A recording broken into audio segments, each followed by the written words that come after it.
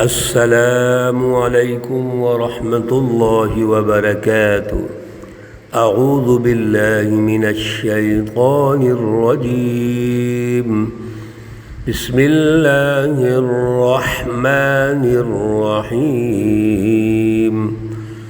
ام خلقوا من غیر شیء ام هم الخالقون ام خلقوا السماوات والأرض بل لا يوقنون۔ صدق اللہ العلی العظیم۔ اللہم صل علی سیدنا ومولانا محمد النبی الأمی وعلى آلہ واصحابہ وبارک وسلم وصلی علیہ۔ معزز سامعین و سامعات، پارہ نمبر 27 سورۃ الطور، آیات مقدسہ 35 تا 43 ہیں۔ اللہ رب العزت ان آیات کا فہم اور شعور عطا فرمائے اور عمل کی توفیق اور صلاحیت عطا فرمائیں۔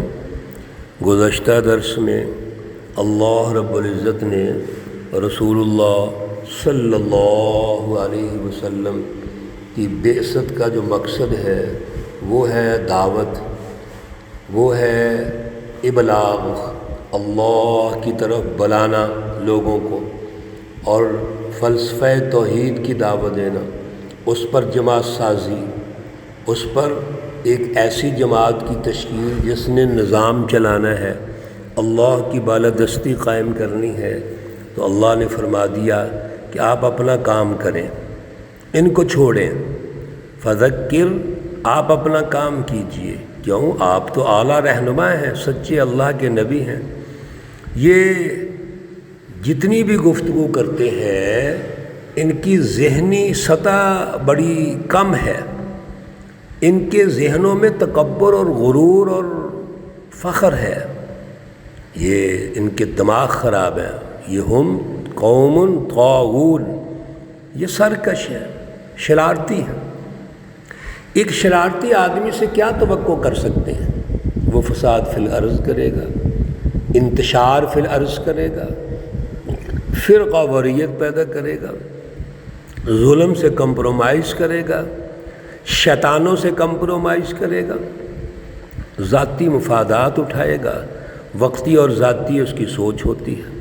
میرے عزیزوں، اللہ رب العزت نے بڑے خوبصورت انداز میں جھوٹی جو جماعت ہے، شیطانی جماعت، ان کی سوچ کا تجزیہ ارشاد فرمایا، ان کی ذہنیت ارشاد فرمائی، اور پھر ان کی بے بسی بھی ارشاد فرمائی کہ یہ ہے بھی کچھ نہیں ہے، ان کی تو کوئی صلاحیت ہی نہیں ہے۔ آج بھی اسی چیز کی اللہ نے تربیت ارشاد فرمائی۔ ام خلقوا من غیر شیء، کیا وہ بن گئے ہیں خود بخود بغیر کسی چیز کے؟ یہ ذرا غور کریں، اپنی بناوٹ پہ غور کر لیں، اپنی شخصیت پہ غور کر لیں کہ آپ بغیر کسی چیز کے بن گئے ہو۔ سبحان اللہ۔ او بھائی، تم اتنا ہی غور کر لو کہ ہمارا آغاز کیسے ہوا۔ ماں باپ کے ملاب سے تم ماں کے رحم کے اندر، رحم مادر میں اللہ نے تمہیں پیدا کیا، پھر اس کے پروسیس لکھے اللہ نے قرآن پاک میں مختلف جگہوں پہ ارشاد فرمائے ہیں، اور پھر تمہارے اعضاب نئے 9 ماہ کے پیٹ میں رہے، پھر پیدا ہوئے۔ یہ تو ہر ایک کے ساتھ ہے، کوئی بھی اللہ کی مخلوق اور انسان اسی پروسیس سے دنیا میں آیا۔ یہ بڑے بڑے فرعون، نمرود، یہ ابو جہل، کیسر و کسریٰ بدماش، اور آج کے جو بدماش مافیا بنا ہوا ہے بین الاقوامی، یہ سوچے تو صحیح کیسے تم دنیا میں آئے۔ ام خلقوا من غیر شیء، خود بخود بن گئے ہو؟ ام هم الخالقون، یا تم بنانے والے ہو دنیا کو، اس کائنات کو تم پیدا کرنے والے ہو، سورج اور چاند کو تم پیدا کرنے والے ہو، زمین اور زمینی وسائل کو تم خالق ہو؟ ام خلق السماوات والارض، کیا یہ آسمان اور زمین کو انہوں نے بنایا ہے؟ تمہاری اتنی حیثیت ہے؟ بل لا یوقنون، بلکہ یہ یقین نہیں رکھتے۔ پیچھے اللہ نے ارشاد فرمایا تھا بل لا یؤمنون، یہ ایمان نہیں لانا چاہتے۔ پیچھے روح کیا ہے کہ ایمان نہیں لانا چاہتے، یہاں اللہ روح ارشاد فرما رہے ہیں یقین نہیں کرنا چاہتے، شکوک و شبہات پیدا کرتے ہیں، کنفیژن پیدا کرتے ہیں۔ شیطانی جماعت کا سب سے بڑا ہتھ کنڈا ہر دور میں یہ ہوتا ہے کہ سچی رہنمائی کے اندر کنفیژن پیدا کریں گے، شکوک و شبہات پیدا کریں گے، سچی تعلیم معاشرے میں نہیں آنے دیتے۔ آج کتنی سچی تعلیم ہے ذرا غور سے کیجیے، ایک سکول سے لے کے کالج، یونیورسٹی، سب جگہوں پہ چلے جائیے تو سچی تعلیم اور پھر سچی تعلیم کے ساتھ تربیت کتنی دی جا رہی ہے۔ پراپوگنڈے پہ دنیا چل رہی ہے، سوشل میڈیا پہ دنیا چلتی ہے، جھوٹ معاشرے کے اندر پھیلتا جا رہا ہے اور ہم اس پہ یقین کرتے ہیں، سچی چیزوں پہ یقین نہیں ہے۔ لا یوقنون، اللہ فرماتے ہیں ام عندہم خزائن ربک، او بے وقوفو تم اللہ ان کی ذہنی سطح کو ارشاد فرماتے ہیں کہ تم ذرا غور تو کرو، کیا ان کے پاس تمہارے رب کے کوئی خزانے ہیں؟ تمہارے پاس اللہ کے خزانے موجود ہیں؟ ام ہم المسیطرون، یا وہ داروغے ہیں، نگران ہیں اللہ کے کسی نظام کے؟ بے بس اتنے ہو کہ تمہیں کسی چیز کا اختیار ہی نہیں ہے۔ ام لہم سلم، کیا ان کے پاس کوئی سیڑھی ہے؟ یستمعون فیہ، کہ وہ اوپر جا کر اللہ رب العزت کی چیزیں سن آتے ہیں۔ ان کا یہ خیال تھا کہ جنات جاتے ہیں، شیاطین جاتے ہیں مالا اعلیٰ کی طرف اور وہ چیزیں سن کے آتے ہیں، وہ رسول اللہ صلی اللہ علیہ وسلم کو پیش کرتے ہیں، یا اور کوئی ایسا بہانہ صرف نہ ماننے کا، یقین نہیں کرنے کا۔ تو اللہ نے فرمایا کہ تمہارے پاس کوئی سیڑھی ہے؟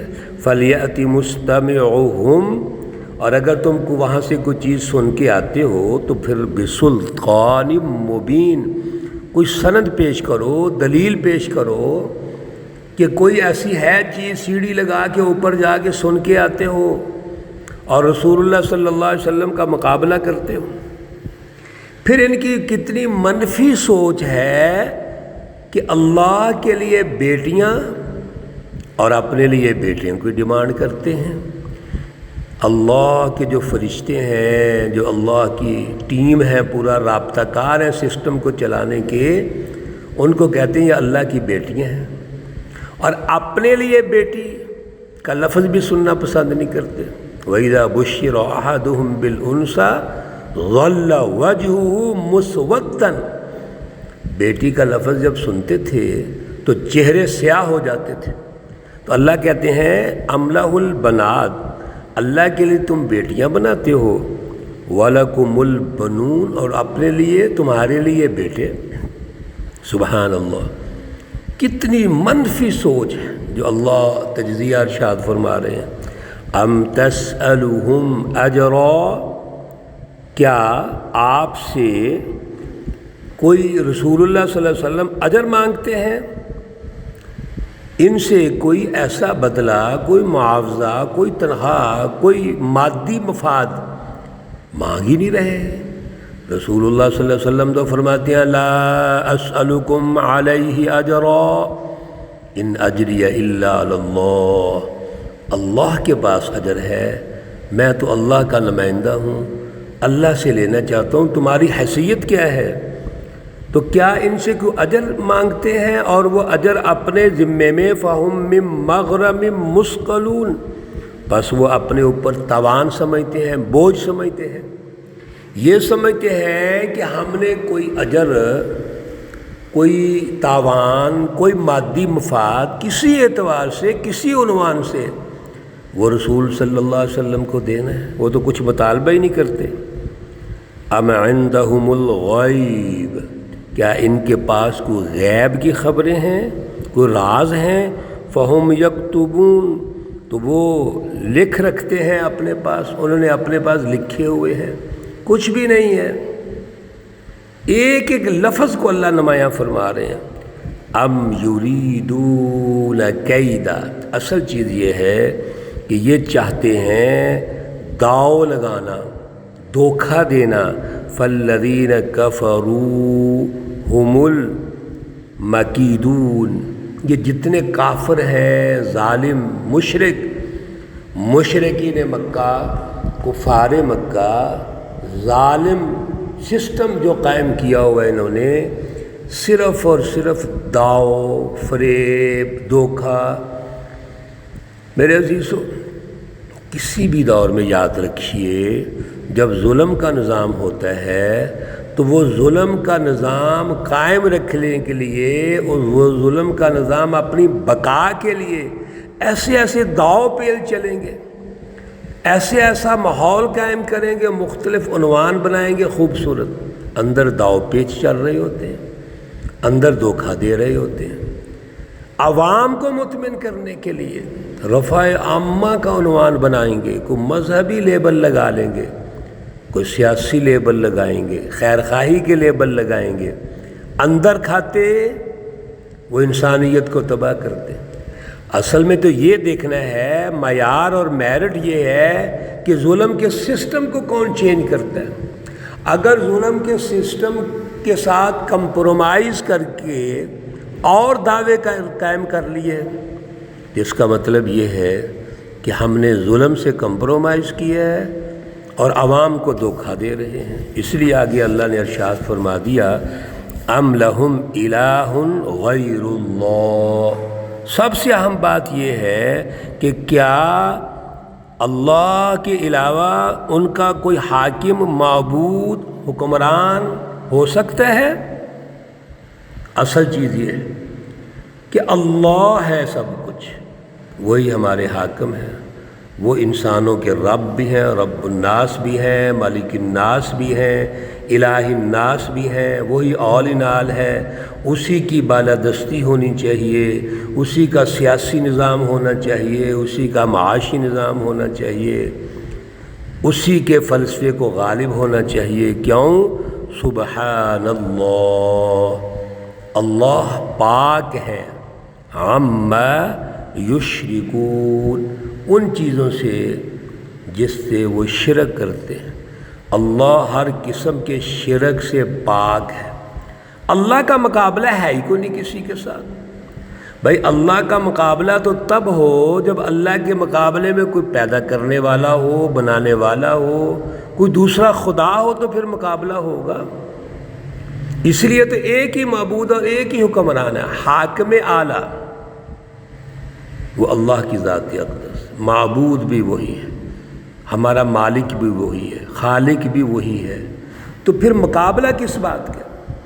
اس لیے بات یاد رکھیے، اللہ ہر قسم کی علائشوں سے، شرک سے، اور اس ساری گفتگو جو پیچھے ہم نے سنی ہے وہ پاک ہے۔ رسول اللہ صلی اللہ علیہ وسلم اللہ کے نمائندے ہیں، وہ کاہن بھی نہیں، مجنوں بھی نہیں، شاعر بھی نہیں، اور جتنے بھی القابات انہوں نے لگائے ہیں وہ کچھ بھی نہیں، وہ اللہ کے نمائندے ہیں، اللہ کے نبی ہیں، سچے رہنما ہیں، اللہ نے ان کو بھیجا ہے اور اللہ ہی کی بالادستی چاہتے ہیں، اسی کے لیے جد و جہد کر رہے ہیں۔ اللہ رب العزت ہمیں اعلیٰ شعور عطا فرمائے۔